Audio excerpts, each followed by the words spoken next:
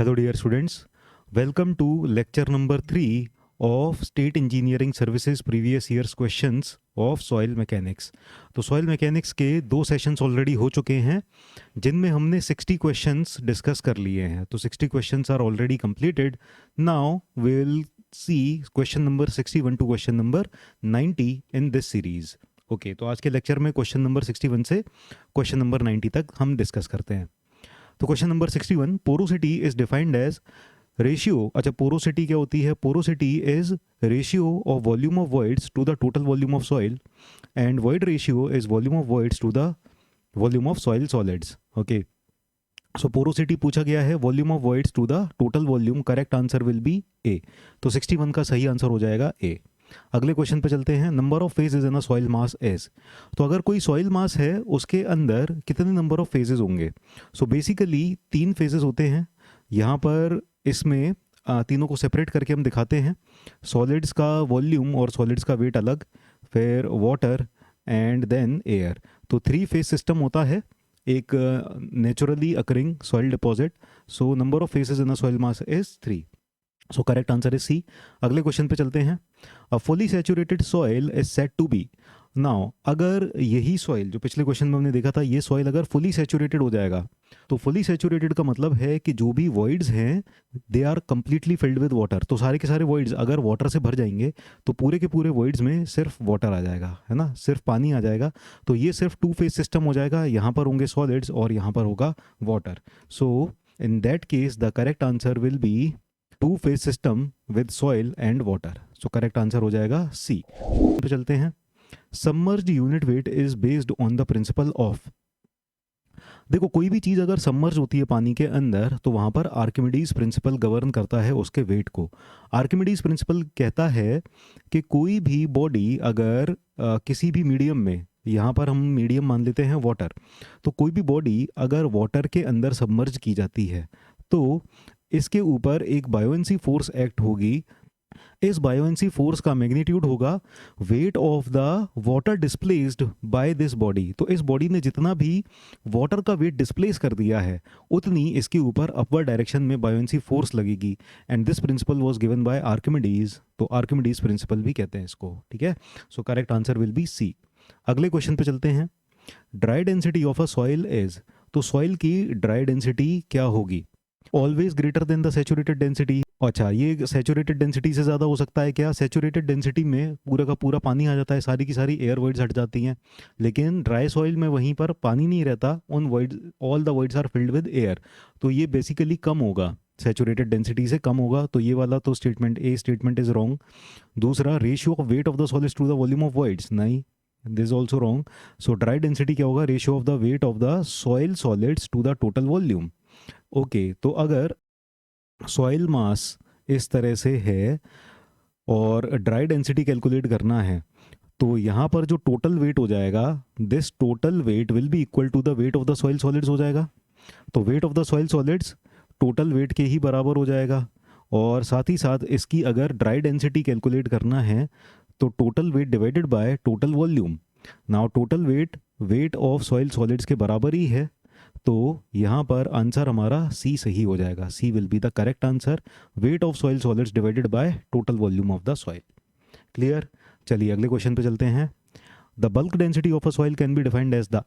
Bulk density में क्या होगा? जैसे यहाँ पर ड्राई डेंसिटी था तो बल्क डेंसिटी में क्या होगा? कुछ कुछ जगह पर पानी भी आ जाएगा, है ना. Some voids will be filled by water also, और कुछ वॉइड्स में एयर भी होगा. तो इस तरह से बल्क डेंसिटी मिलेगा. तो बल्क डेंसिटी क्या होगा?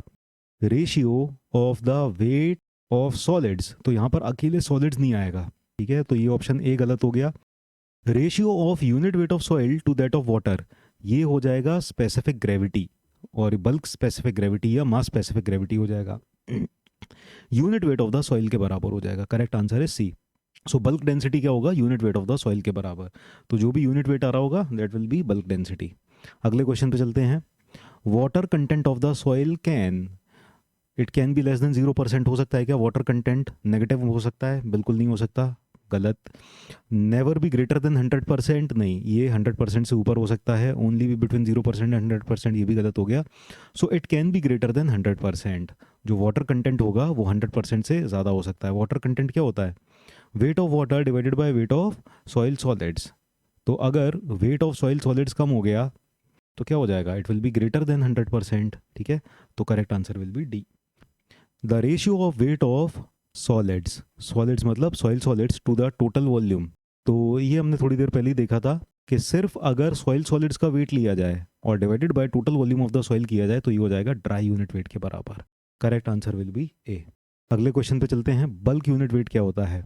बल्क यूनिट वेट हो जाएगा टोटल वेट ऑफ सॉइल। तो यहाँ पर इसमें सॉलिड भी आएंगे, इसमें वाटर भी आएंगे और इसमें एयर भी आएगा। वैसे एयर का वेट तो ज़ीरो होता है, तो weight of solid plus weight of water divided by total volume of soil, ये हो जाएगा bulk unit wait.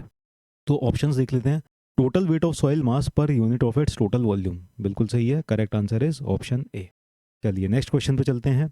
बायोएंट unit weight equals the saturated density multiplied by unit weight of water divided by unit weight of water plus unit weight of water minus unit weight of water, none of these options।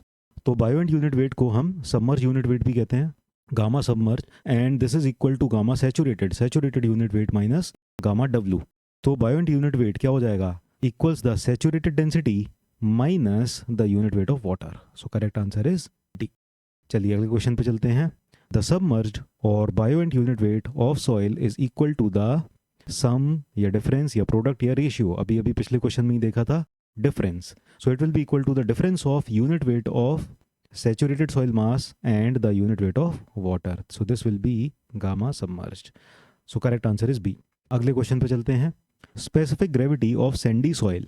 देखो वैसे inorganic soil की जो specific gravity होती है वो 2.6 से 2.8 के बीच में वेरी करती है। नाउ ये जो लोअर रेंज में आती है ये कोर सॉइल के लिए होती है। कोर सॉइल की जो स्पेसिफिक ग्रेविटी होती है जी, ये 2.6 के अराउंड, यानी लोअर रेंजेस में कोर सॉइल के होता है, और फाइन ग्रेन्ड सॉइल यानी क्लेज वगैरह ये हायर रेंज में लाई करते हैं 2.8 के आसपास।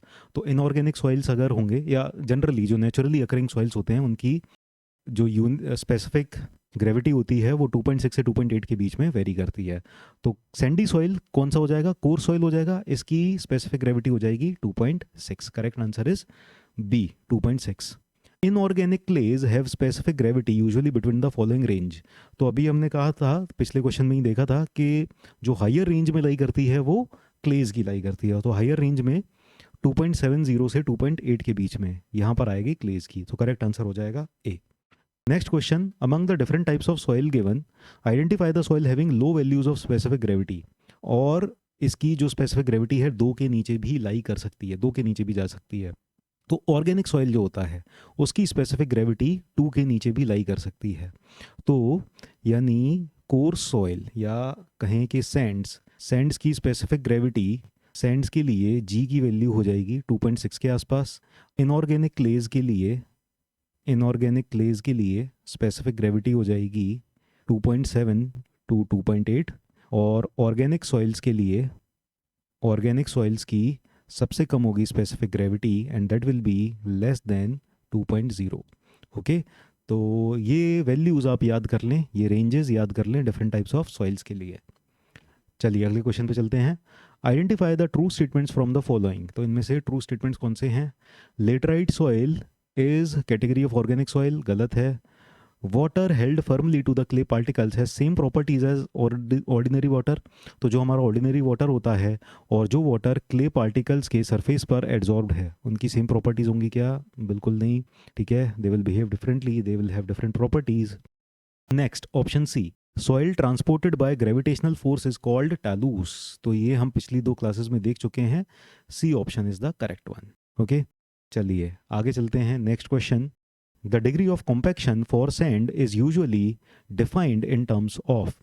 डिग्री ऑफ कॉम्पैक्शन हम डिफाइन करते हैं रिलेटिव डेंसिटी के टर्म्स में, और रिलेटिव डेंसिटी का फॉर्मूला होता है E max minus E divided by E max minus E minimum into 100। ये परसेंटेज में रिप्रेजेंट किया जाता है।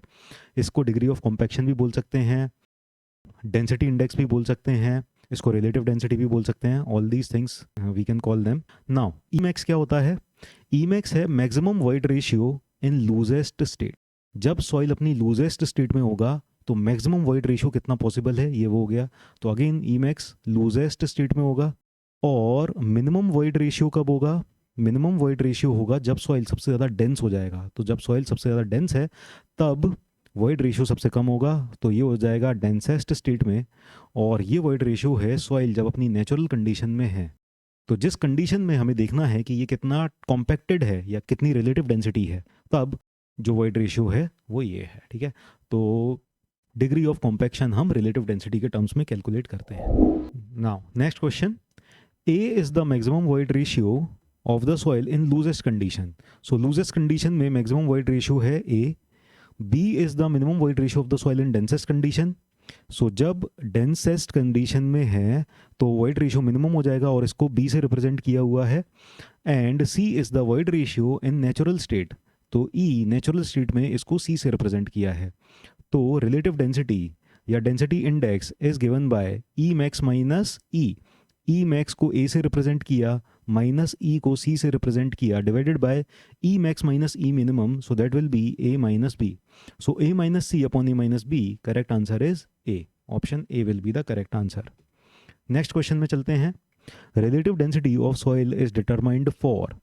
देखो ये जो रिलेटिव डेंसिटी हम डिटरमाइन करते हैं ना, ये सिर्फ कोहेजन लेस सॉइल के लिए डिटरमाइन करते हैं. तो यहाँ पर भी हमने देखा था सैंड के लिए बोला हुआ था, ठीक है. So it is determined for cohesion less soils only. So correct answer is B. Next question पे चलते हैं.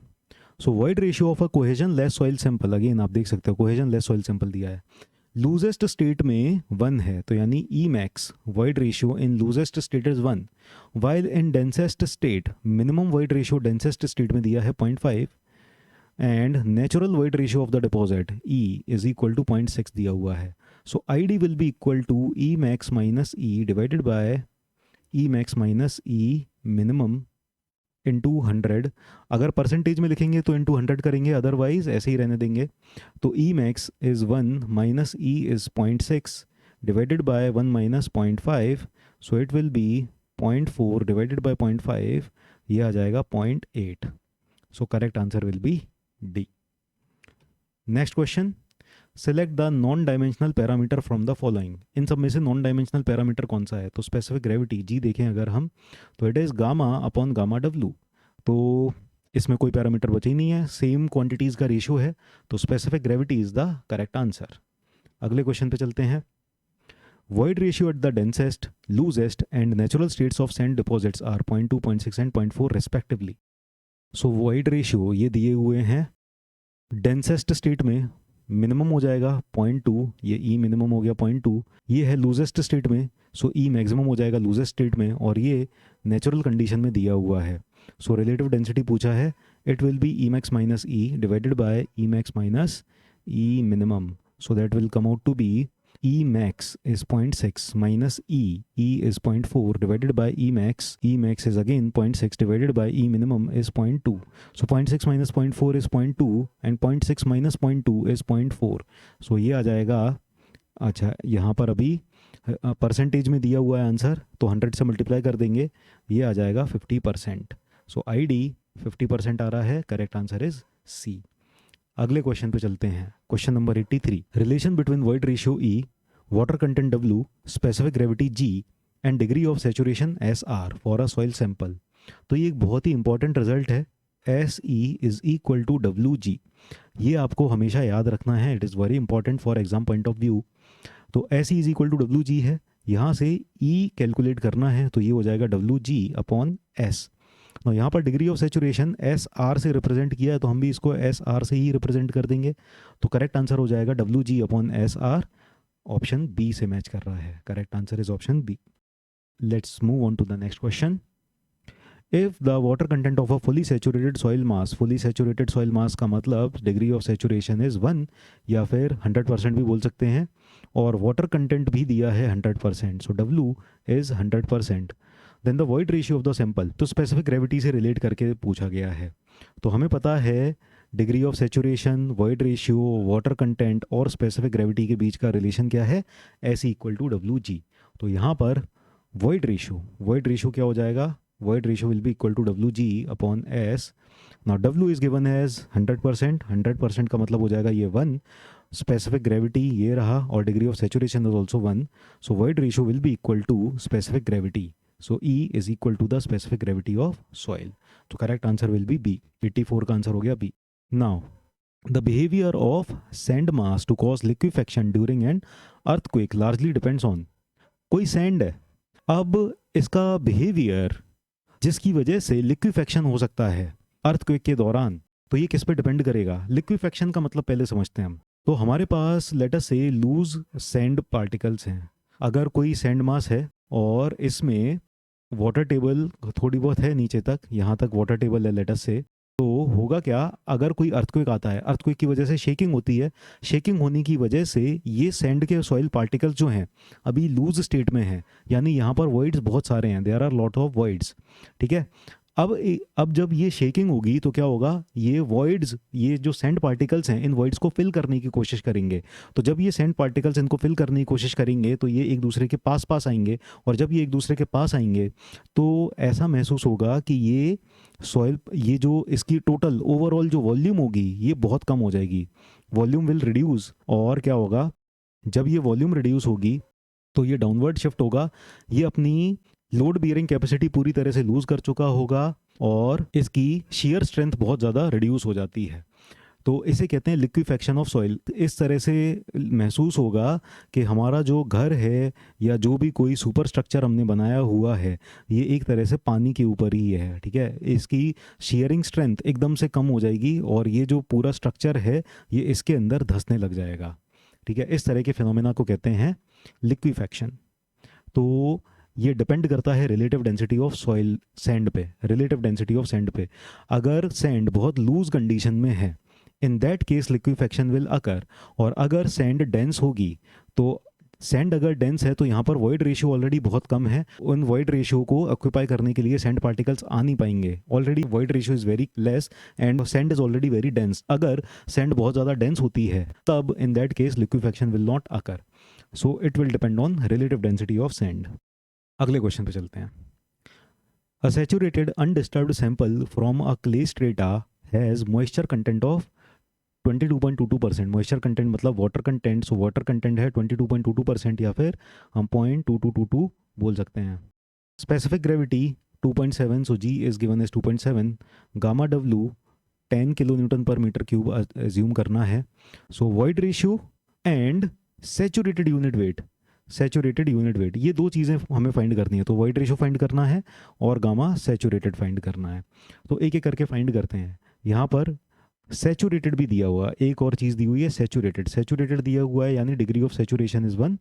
तो S E is equal to W G वाले फॉर्मूले से हम वॉइड रेशियो कैलकुलेट कर सकते हैं। So E is equal to W G by S हो जाएगा। So water content is 0.2222 into specific gravity is 2.7 divided by degree of saturation is 1. So this will come out to be 0.6. So void ratio comes out to be 0.6. अब void ratio भी आ चुका है। Now gamma saturated का formula, ये सारे फॉर्मूले जो हम यूज़ कर रहे हैं ये याद रखना बहुत ज़रूरी है। तो ये हो जाएगा G plus E upon 1 plus E into gamma W.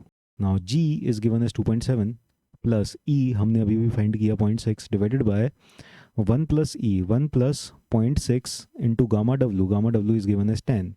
तो कैलकुलेशन के बाद ये आंसर आ जाएगा 20.625 kilo newton per metre cube, kilo newton per metre cube. तो एपी ट्रांसको में ये आया हुआ क्वेश्चन है। तो यहाँ पर एक ही क्वेश्चन के अंदर दो चीज़ें पूछी थी, वॉइड रेशियो और गामा सैचुरेटेड, दोनों हमने कैलकुलेट कर लिए हैं। So correct answer will be C, C आ जाएगा सही आंसर। अगले क्वेश्चन पे चलते हैं। Soil sample is partially saturated, तो यहाँ पर डिग्री ऑफ सैचुरेशन 1 नहीं होगा। Its natural moisture content was found to be 22%, यानी वाटर कंटेंट इज 22% यानी 0.22 हो जाएगा। Bulk density is 2 gram per CC. Now यहाँ पर लिखा तो बल्क डेंसिटी है, डेंसिटी लिखा है तो ये मास डेंसिटी गिवन है जो कि हमें यूनिट देख के पता चल रही है। तो इसको हम रो से रिप्रेजेंट करेंगे। So rho T is equal to 2 gram per cc given है। Specific gravity of solid particles यानी जी, सॉइल सॉलिड्स की स्पेसिफिक ग्रेविटी दी है 2.65 and the density of water rho W is given as 1 gram per cc. Calculate क्या करना है? Void ratio calculate करना है। तो बल्क डेंसिटी और रो डब्ल्यू, जी और वाटर कंटेंट, इन सबको रिलेट करने वाला फॉर्मूला क्या है देखते हैं। Rho T is given as G plus S E upon 1 plus E rho W हो जाएगा। अब यहाँ पर डिग्री ऑफ सेचुरेशन गिवन नहीं है, we don't know the degree of saturation, but what we know is S equal to W G. S equal to W G given है, तो यहाँ पर पूरा का पूरा एस ई को ही हम रिप्लेस कर देंगे डब्ल्यू जी से। तो जब यहाँ पर डब्ल्यू जी लिखेंगे, जी कॉमन आ जाएगा, तो ये हो जाएगा 1 plus W upon 1 plus e into G gamma G rho W हो जाएगा। तो हमें पूछा है वॉइड रेशियो, तो वॉइड रेशियो के लिए हम 1 प्लस ई को दूसरी तरफ ले जाएंगे, ये हो जाएगा 1 plus W upon rho T into G into rho W. Now E की वैल्यू आ जाएगी यहाँ से 1 plus W upon rho T G rho W minus 1। Okay, so void ratio is equal to 1 plus W क्या है 0.22, 1 plus 0.22 divided by rho T, ये है 2 gram per CC, 2 gram per CC, और यहाँ पर जी की वैल्यू है 2.65 into rho W is 1 minus 1, तो ये आ जाएगा 1.6165 माइनस 1, तो ये आ जाएगा 0.6165। This will be the correct answer. So value of E is 0.6165, correct answer is B. चलिए 87 का करेक्ट आंसर हो गया बी। आई होप ये सारे के सारे क्वेश्चंस आपको समझ में आते जा रहे हैं। अगर आपको क्वेश्चन खुद से सॉल्व करना है तो आप इस यूट्यूब वीडियो को पॉज कर सकते हो, क्वेश्चन खुद से सॉल्व कर सकते हो, और फिर आप सॉल्व करने के बाद सॉल्यूशन देख सकते हो। चलिए अगले क्वेश्चन पे चलते हैं। सॉइल सैंपल है, श्रिंकेज लिमिट ऑफ 10%। देखो श्रिंकेज लिमिट 10% से क्या मतलब है। श्रिंकेज लिमिट पे सबसे पहली बात तो डिग्री ऑफ सेचुरेशन हो जाता है 1। श्रिंकेज लिमिट वो वैल्यू होती है जब सारे के सारे वॉइड्स वाटर से भर जाते हैं। जैसे जैसे हम वाटर कंटेंट बढ़ाते जाएंगे तो ज़्यादा से ज़्यादा वॉइड वाटर से फिल करते जाते हैं, और श्रिंकेज लिमिट पर डिग्री ऑफ सेचुरेशन हो जाता है 100%। तो सारे के सारे वॉइड्स वाटर से फिल हो चुके हैं, और ये श्रिंकेज लिमिट के 10% होने का मतलब ये है कि यहाँ पर वाटर कंटेंट 10% है। सो वाटर कंटेंट इज 10%, या फिर हम कह सकते हैं W is equal to 0.1। Specific gravity of soil solids 2.7 दिया हुआ है, so G is equal to 2.7।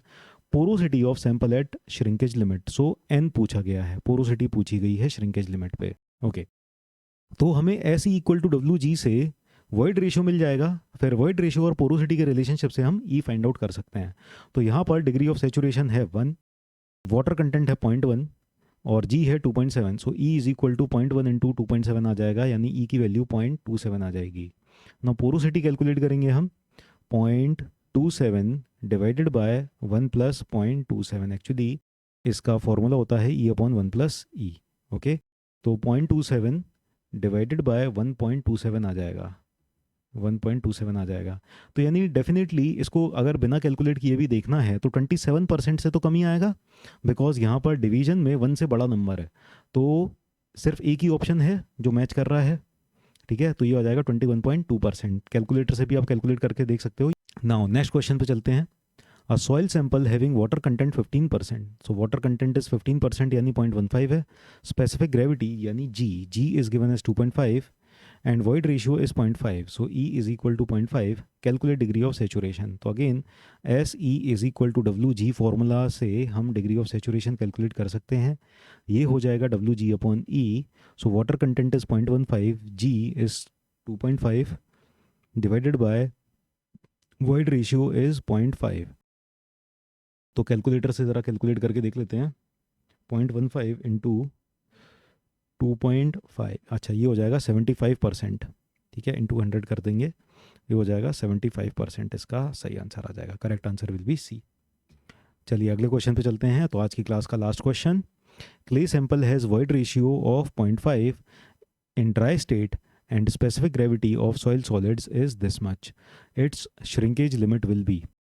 तो देखो वॉइड रेशियो अगर ड्राई स्टेट में 0.5 है, तो यानी ड्राई स्टेट की अगर बात की जाए तो फेस डायग्राम अगर बनाया जाए तो volume of voids will be equal to volume of air, so volume of voids divided by volume of soil solids is 0.5। इसका मतलब ये ऐसा कुछ होगा, volume of voids and this is volume of soil solids. तो यहाँ पर solids हैं और यहाँ पर एयर है। ठीक है, सो ड्राई स्टेट में वॉइड रेशियो 0.5 है और स्पेसिफिक ग्रेविटी 2.7 है।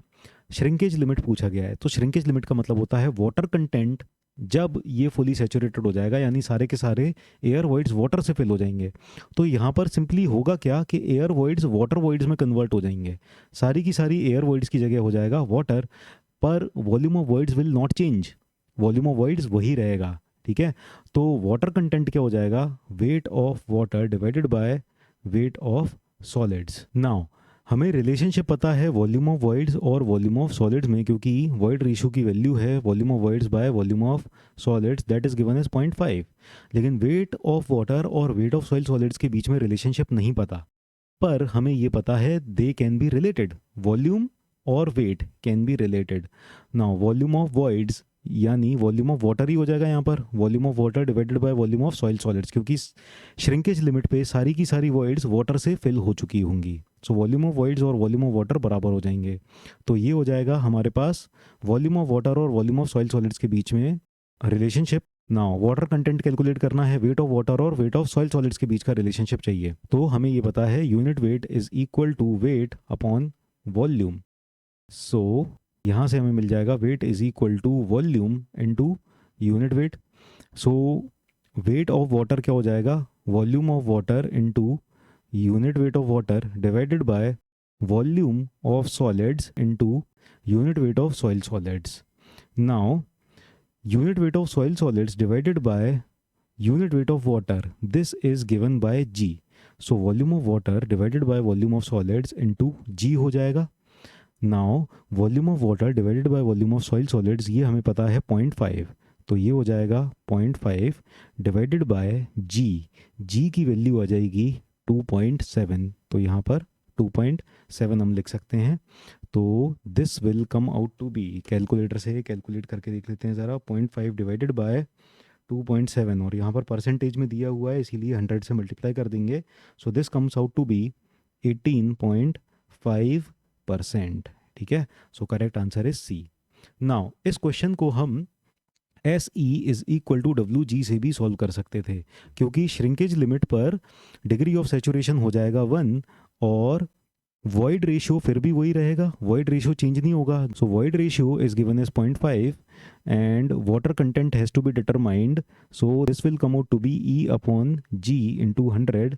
तो ई कितना है 0.5 एंड जी इज 2.7 इंटू 100, ये आ जाएगा same 18.5%, 18.5%। So correct answer will be C. तो आई होप आपको आज के क्वेश्चंस पसंद आए। अगली क्लास में दोबारा मिलते हैं। Till then take care and see you in the next class.